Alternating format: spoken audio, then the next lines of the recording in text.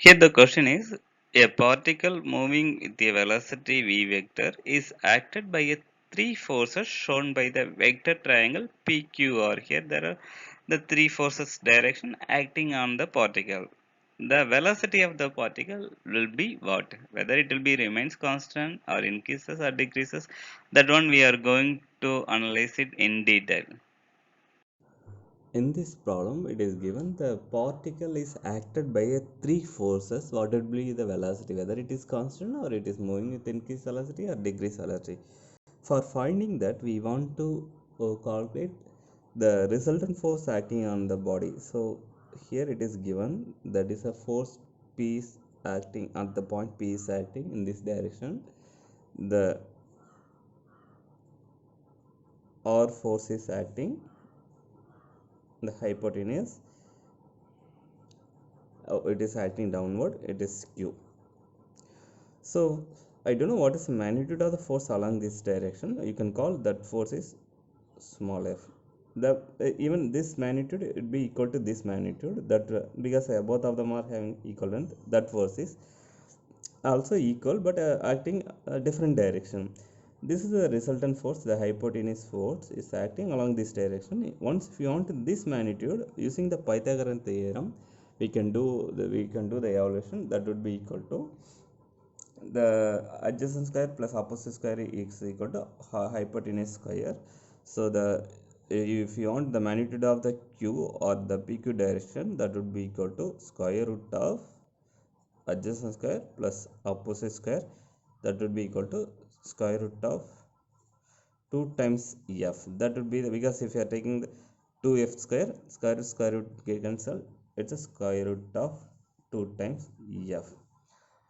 Now what is the angle here means it is making the q force, that is making the angle, suppose 45 degree. Here it, yes, this is a 90 degree. It's a perfect right angle triangle. This length would be equal to this length, hence it should be 45 degree.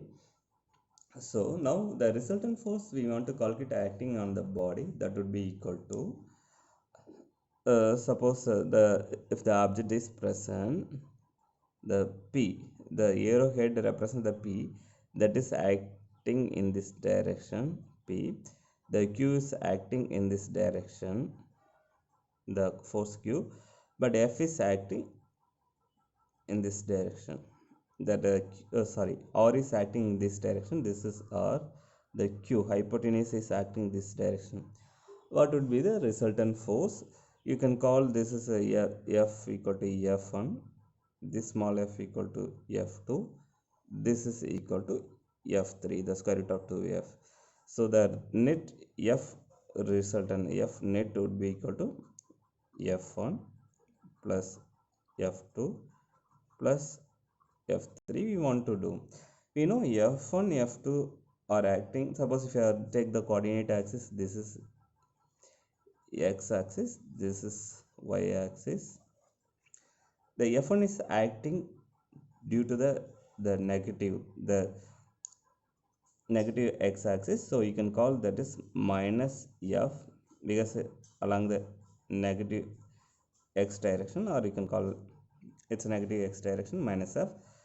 It is acting positive y direction. The p, sorry, it's not q force, it's our force. The p is acting the positive direction, so that is plus f along the positive y direction, but f3 acting at 45 degree angle. So you can separate as a two component.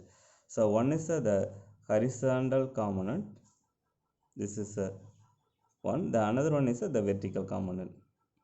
The horizontal component acting positive x-axis, the vertical component acting as negative y-axis. The positive x-axis, the component you can represent, that would be equal to f3. It's a, if this angle is theta, it's opposite angle sine theta. So f3 sine theta, it is acting on the positive x direction. In the similar manner, this resultant, the component acting along the minus y direction. So because it's acting downward, it's a minus y direction. So that will be equal to F3, the projection angle. The projection angle, it will be, it's a cos.